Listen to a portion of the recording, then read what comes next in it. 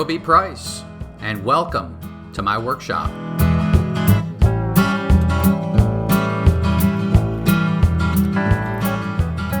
Well, I've had a number of distractions. We've got a new septic field, and that has taken some of my time, not only to inspect the work as it's being done, but also to replant all the grass that is now gone. And we went back with seed this time. We may get out there and take a look, don't know. But I think I'm finally able to get back to the shop, and I would like to install some of this poor man's cable tray. I really want to get some power to these tools. So let's get after it. I'll see you inside.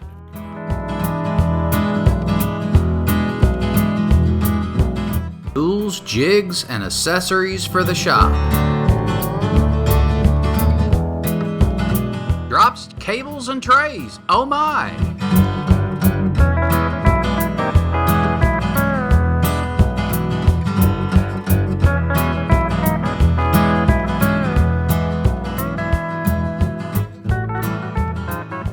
In the last episode, I said I had to get the west wall completed before I could put up the cable tray.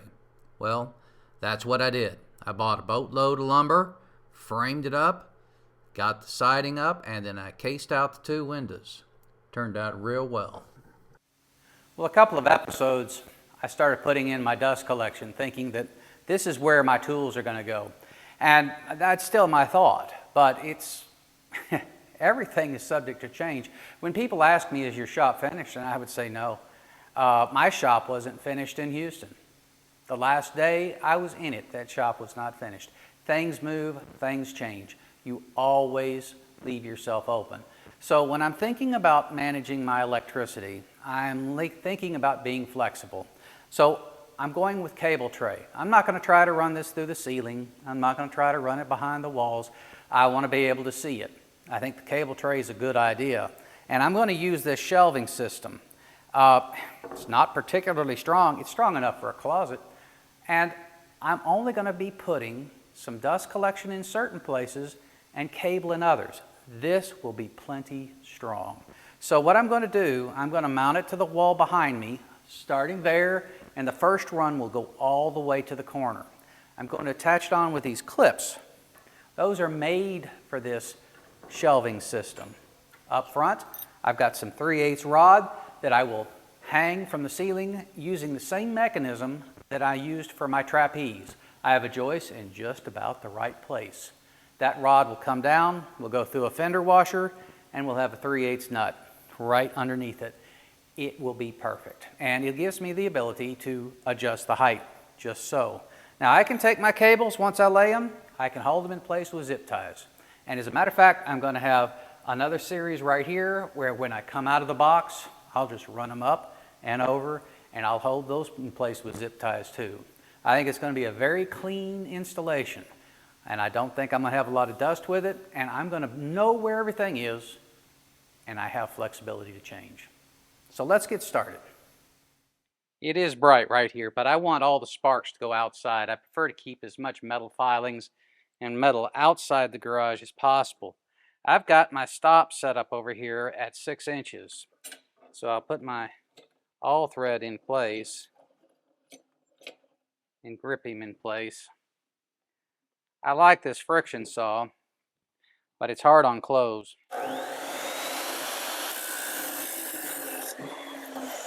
It has a tendency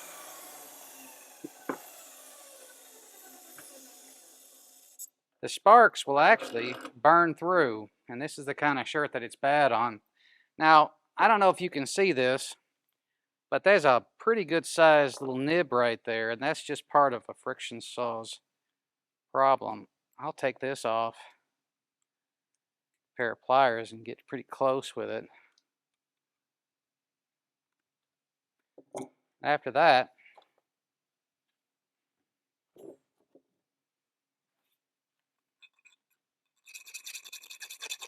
I file down some of these edges, try to get flat. It's a lot of trouble for a 6-inch piece of all thread.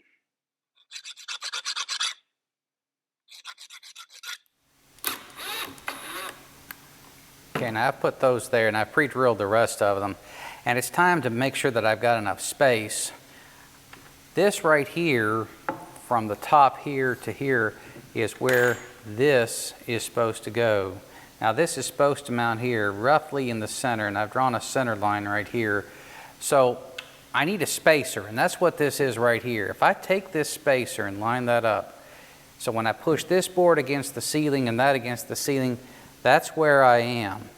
This is just about dead center. I'm off 1/16 of an inch. So if I will mount this board with that spacer against the ceiling, this should line up just fine. Everything is measured to the inch, so I will align with my drop, and that's where I'll put my back hanger for the cable tray. When I'm working from the air, I like to pre-drill. It just makes it so much simpler. With that one already secured, it's time to secure this one, and this one is not going to be quite, well, it is going to be quite as easy. Now that I've got him out like that, I'll take the other screw and capture it completely.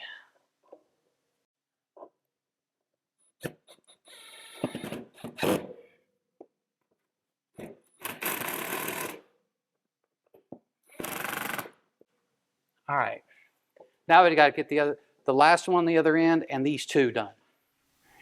Now we've got to put these in, and I've got a nut on the end over here, and I'll just screw it in until it's just barely tight.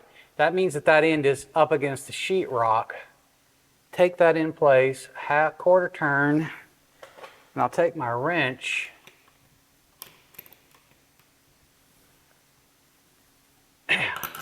Now that's just like double nutting it. It won't go anywhere. Now you'll start to see what we were after.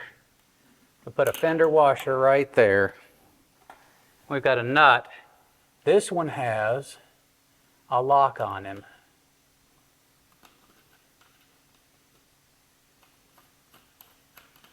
I can get him up to the point where it holds, but you can start to see that now.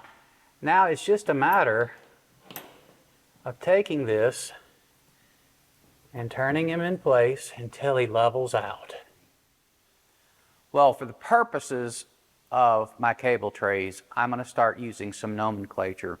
And generally in a refinery, when you lay tray and you run pipe, you think of north-south and east-west.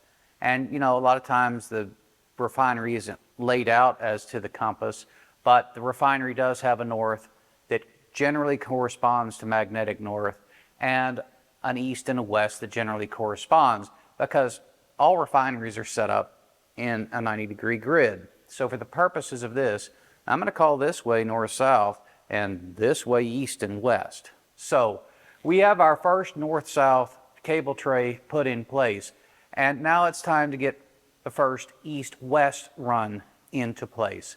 Now north-south runs at a certain level and east-west runs at another. We're going to run our east-west a little bit higher.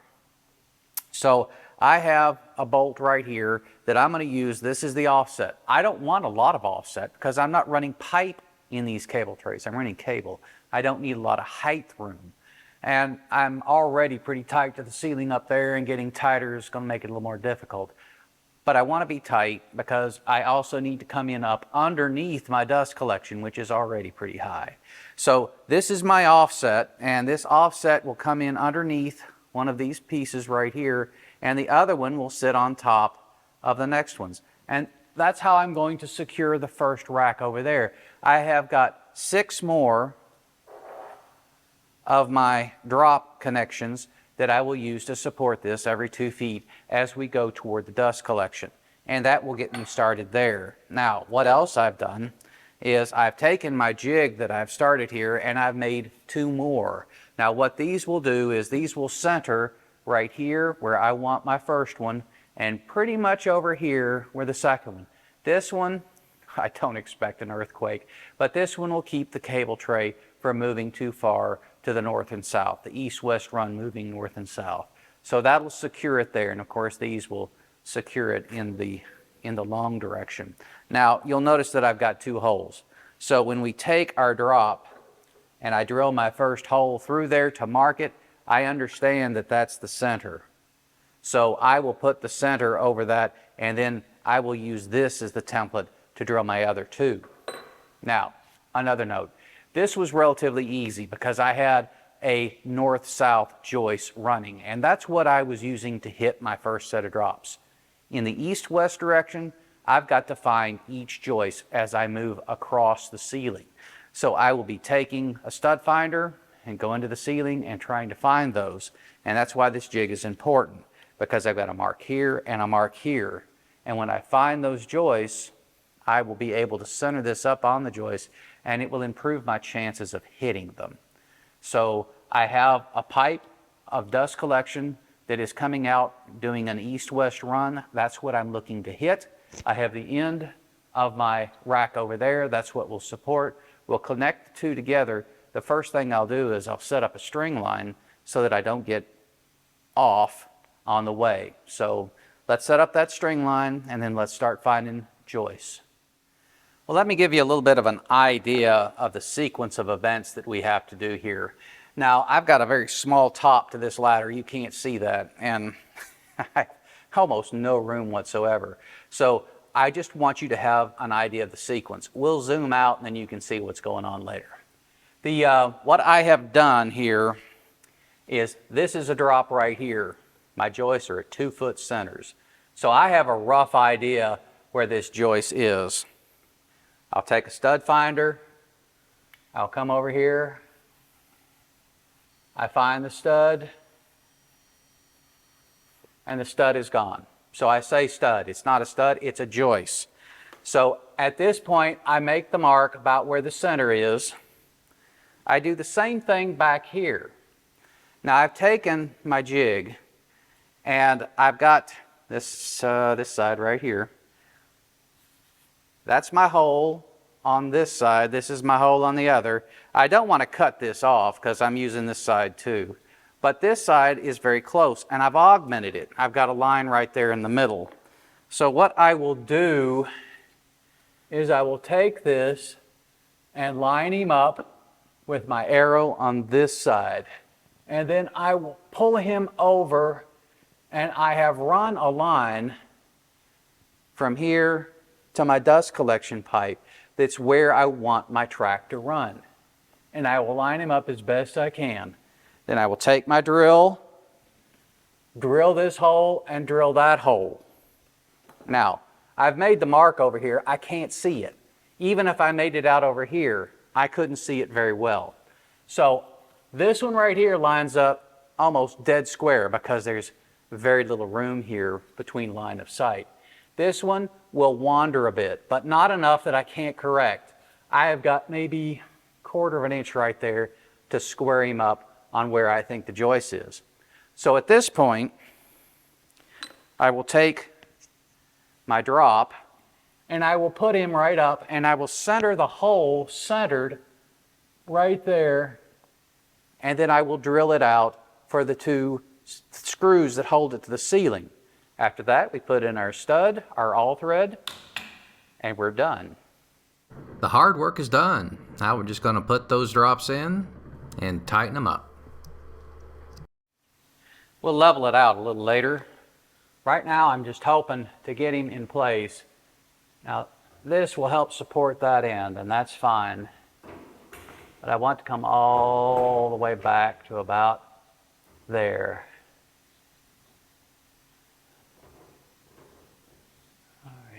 That is up there. I only need a couple.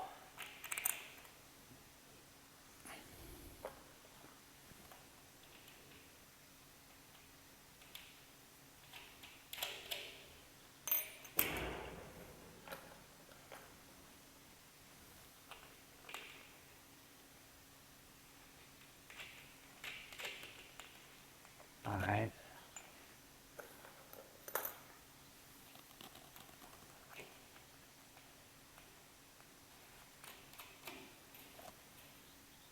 All right.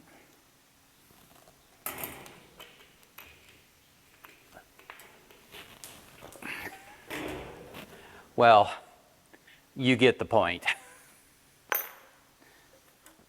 Well, I've shown you this arrangement before. All it is a bolt, and I've got a nut here, which I will replace with one of these lock washers. These two fender washers will grip the bottom tray, which is already up. The next one right here, I will take another lock washer and replace this one. And then the top tray will go over this. This is the spacer that I'm going to use for the east-west run to sit atop the north-south.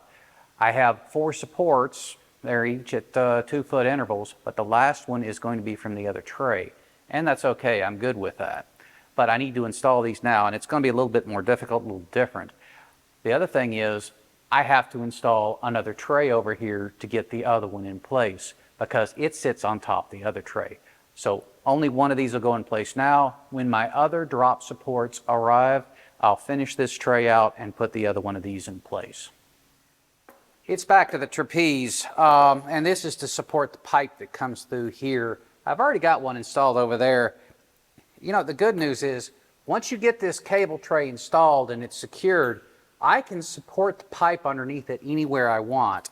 Now, I'm using some junk 2x3s here, and that's all that the trapeze is going to amount to. And a couple of washers, and a couple of these bolts with the nylon stop, and we'll be in good shape. I'll get it set up here, put the pipe in place, and then, that one's biting me a bit. And then once it's in place, I'll level it out and get it to connect up with that piece over there. I don't want any stress on this particular joint because this is another one of those splices. I've got a 10-degree splice that I actually made up a piece of pipe. While it's airtight, it's not as strong. So we will put the pipe up here, level it out by turning these nuts, and then button up another piece of pipe. If you think some time has passed, you're right. I turned off the camera. I had to get some things done. It takes a long time to film these things, and I'm already behind on episodes, so I'll be playing catch up for a while now. I have started the cable installation process. I've got a number 10 right there. It goes all the way over to the fuse box. It's not hot yet, but I'm going to terminate it right up there, hook these 2 lines up. That should give me power to the jointer and the table saw, and that's going to be great. Now, for my drum sander, which comes off that drop right there, can't use a number 10, have to use the number 8. And for my shaper molder, which will come in on this drop, but when it comes in over here, that one needs a number 6. So yeah, that cable trays, which are now all installed, are going to get used. But for right now, we start out small with a tiny little number 10 cable over there, and my 2 old lines right here that I used before, which are stranded cables, and these are very good. These are equivalent to number 12s, which I can use for this equipment, and they'll be fine. So we need to get those connected up in a box. I've got my box up here, and I've got a small bolt right there going through. I don't need much to secure this, but I do want it secured. This zip tie will go up there, and that'll help level this out, secure those wires so they won't get caught anything. These right here, they're gonna strap to the dust collection pipe and drop down with the pipes. So I think I've got everything taken care of. This is very difficult because there's not much room in there, so I don't have one of my washers with the nylon on it, but it's not going to get moved around much. And I will just give it a good screw, and that should be plenty tight. Now I'm going to put the cap on this, and then I'm going to strap these in place. We'll check for continuity in just a moment. Well, this is actually an extension cord, and it goes all the way over to the other side so that I can make the loop. So what I will do, I've got my ohm meter set up. He's right over here. I've got a black right here, and I've got a black right there. I've got a white right here. I've got a white right here. I've got a ground right here. And my ground, let's see if I can get him to go. There he is. All right. So we have continuity. Now what I will do, I'll take this, I'll unplug it from what is my jointer line to my table saw line, and we'll do the whole process over again. We're going to wrap this episode up. There are a lot of repetitive tasks in putting together this system that just don't lend itself very well to video. The drilling into the joists to put in my drops, the putting in the dust collection, movement of pipe, the stringing of static line, the stringing of electrical line. None of these things are really conducive to video. I'm sure you've seen somebody put a zip tie in before. So again, we'll end this maybe a bit early, but I wanted you to get the gist of what we have so far. Let me start with the cable. I've got cable trays running in 3 directions in my shop. One on this wall over here, one on this back wall, and one up the middle. We may put in more cable tray in the future. I envision another cable tray over here and perhaps a small one out over top of my workbench. And of course, maybe one stringing right across into the assembly area. I'm really thinking that might be the answer. In that cable tray, I'm going to have my electrical, and eventually I'm going to have my air. So the air is not hooked up yet. I have no air drops, and I really have no electrical drops yet. That's to come. What else have I got going on? I've got a dust collection system in place. I've got Charlotte pipe running a main trunk line this way and 2 offshoots. The reason for that is I want to keep the friction down as low as possible.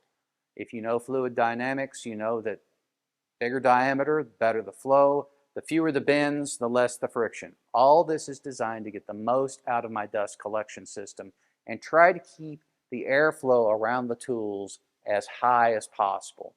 And if you study Pence, you'll know that that's what he's after too. We've upgraded the dust collection system with a bigger fan, and I have the HEPA filters on it, and that in itself is kind of interesting.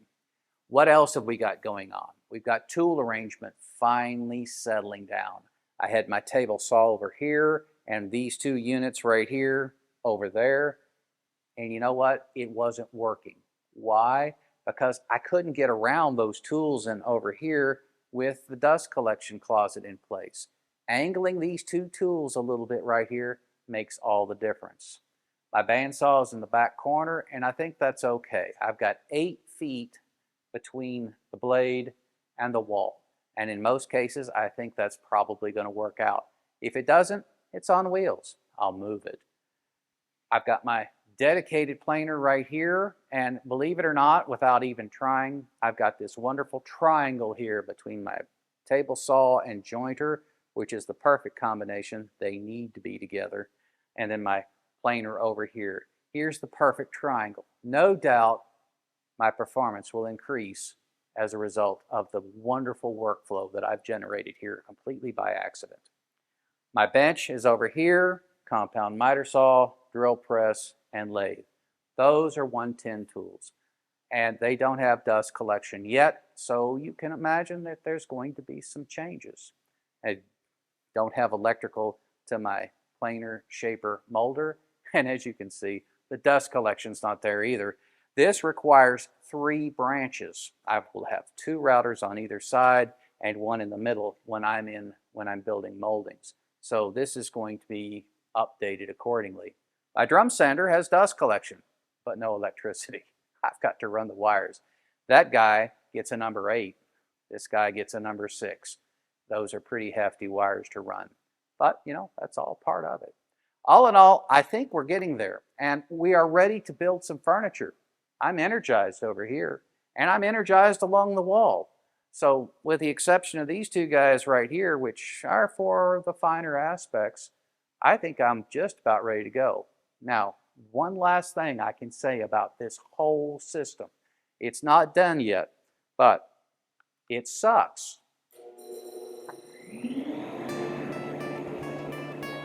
And that never gets old. So until next time, I'll see you in Roby's workshop.